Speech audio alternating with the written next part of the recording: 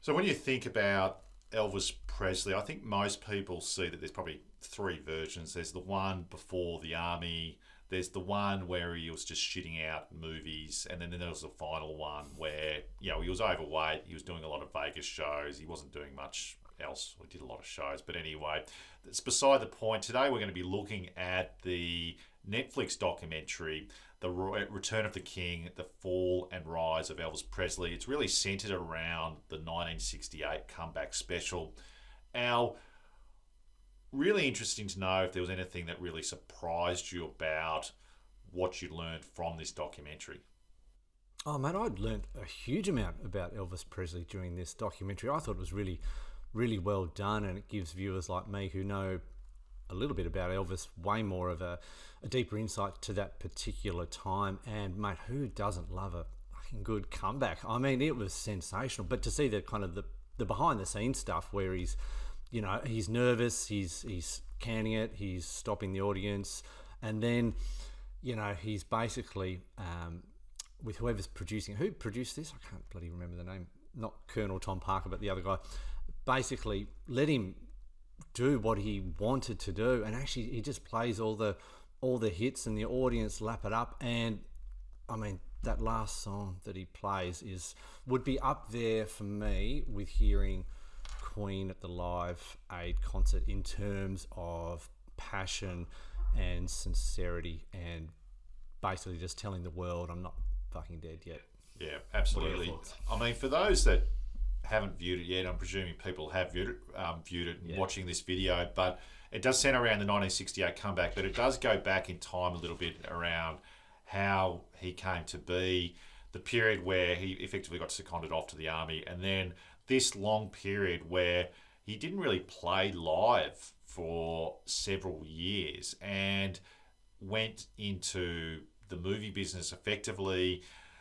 Interesting to see some of the movies where there was a desire to become a movie star. So there was a couple of movies he did without singing on it, and they were flops. And then Blew Away came out, and then it just proceeded to be just pretty much a shit fest of movies. You did Old MacDonald. That was really interesting. Oh, that was actually really cringeworthy, and I kind of agree with Priscilla really here. Like that was actually awful to watch. Like it was just someone who was so controlled in terms of what he could do at that particular time. Just really sad, actually, and probably even sadder than his demise at the end. But what I did find interesting, mate, which I didn't know, was that when he went to the army, the record company basically had him record all of those songs beforehand, and a lot of people might not have even known that he was kind of necessarily away, because he was still releasing not only singles but major hits that kind of still stormed the charts during the time he was away. So I thought that was actually quite clever and interesting. Yeah, it look, for me, this was all about the early history of rock and roll and the mistakes that Elvis Presley made, that others who have come before, after them, have been able to learn. Some have been able to learn, others maybe not so. So, for example, I feel as if, around about the time where he obviously went off to the army, you had Colonel Parker, and it really sheds the light that he was like a genius. He's got him up and running, and then over time, there's just nonsense. It's just so commercially focused in terms of what Colonel Parker was directing Elvis to do. You had a lot of control over what Elvis was attempting to do, and you can see that I guess the story of how to be a rock star hadn't actually been written so much by that time, and this is where it turned out a lot better for artists like the Beatles, for example. But you could just sort of see that in hindsight, by the time that Elvis came back from the army, he was already a cultural name, and you almost had the ability, really, in retrospect, to do whatever he wanted to do, either sort of artistically or commercially, and he could have mixed those. What ended up happening is it went down a path where he was just shitting out movies, and these mistakes have been repeated over time. So you look at the Beach Boys came out at a similar Beach time. Boys, yeah.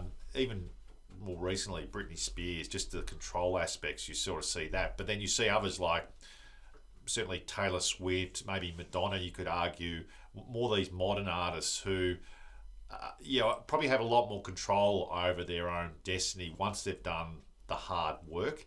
At that point in time, that's not what happened. And I think when you got to 1968, he did an album before that, it was sort of the religious album, and it did speak about that in the documentary. It was almost a way to do a sort of a kind of a reset with regards to relaunching Elvis into everyone's consciousness, because let's be honest, by 1968 you had sort of all the counterculture stuff. The Beatles were dominant. There are other bands who were coming through also at the time. Elvis was yesterday's man. To be Absolutely. So it was a massive gamble, wasn't it? Really, but it was. But if you think about it, like, the guy was like 33.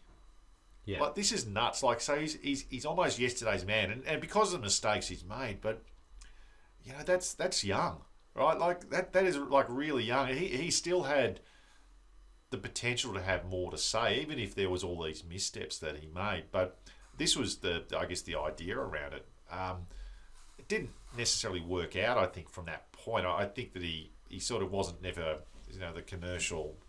I'd say he wasn't necessarily the commercial success that he could have been. Like, there was a couple of songs after 1968, but it wasn't like he almost sort of petered out, I think, after this. But yeah, it was an interesting snapshot and he did.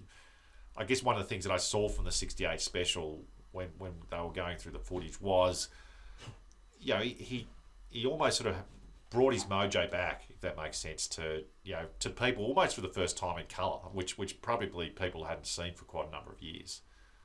Oh, could not agree more. And for me, that's the Elvis that I want to see and remember. To be honest, I haven't really watched too much footage after this particular era, because I just think that comeback special is just such a special moment in time. And it obviously paid out for NBC, became their most watched event of the year, and it just showed someone who not only wanted to come back off the ropes, but he wanted to prove a point, probably not just to himself but to the world, that he still had talent to show. And as the documentary kind of outlined, his favourite type of music was gospel music, and I found this really interesting. That was the direction that he wanted to go, and geez, he is just such an amazing singer. So when he finishes on If I Can Dream, that it sends shivers up the spine, right? I don't know if you kind of would agree with that, but it's also summing up 1968 in a nutshell, isn't it? Because of course you had the deaths of Robert F. Kennedy and what's his name? Martin Luther King. Like, it was a massive year, and you kind of get that feeling that I don't know. You get that feeling that 1968 was a kind of tough year for a lot of people, and I think Elvis coming off the ropes, mate, it's just a fantastic watch, and good on Netflix for actually making this. Yeah, it actually reminds me. I know that Mad Men, because I don't know if you watched the show Mad Men. They went through the 60s. They actually skipped 1968 because they just basically said it was a pretty shit year in general. But just to cap off, I thought that the other thing that I thought was really good, and this is sort of Elvis trying to insert, what he wants for once, right, was the kind of the acoustic breakout and playing the records. So it was good, wasn't it?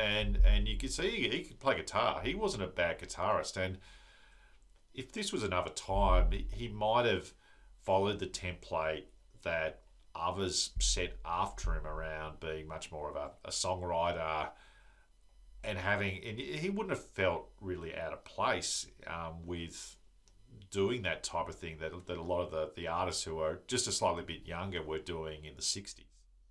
His passion that he could play the guitar with, in particular, on this special, was just a real joy to watch. So I think for people who haven't seen it yet, I would absolutely recommend it, mate. I don't know if you'd agree or not, but I get out there and watch it. It's really, really interesting. 100%. So let us know in the comments what you're thinking. Did you learn anything from this special? I know there was a movie that came out a couple of years ago and it's quite storied about the story of Elvis Presley. Let us know in the comments. Let us know what you think.